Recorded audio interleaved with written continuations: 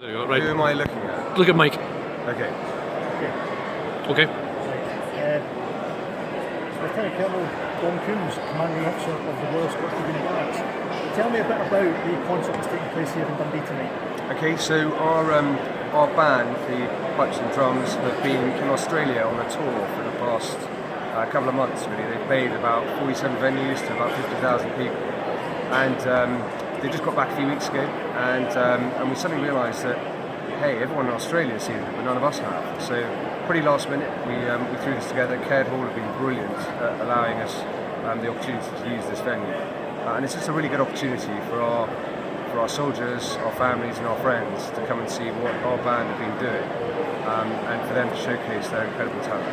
They are a world famous band with sort of huge repertoire of hits. Not many people in the army can say they've been on top of the pops. Yeah. Absolutely, yeah. You've seen it, the Brit Award we've got, yeah.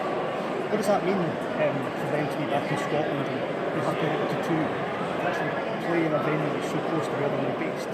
I mean, I think it's a brilliant opportunity. I think for young soldiers who are a soldier first, and you know these guys, they're jackal drivers, jackal commanders, like cavalrymen at heart, to have a second string to their bow, which is to be a fabulous musician, I just think is a raw talent that we've got a great chance here to show off.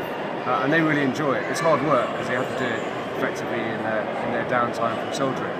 But I mean, a great opportunity, and brilliant that they can showcase it tonight and basically show off their skills to all of us.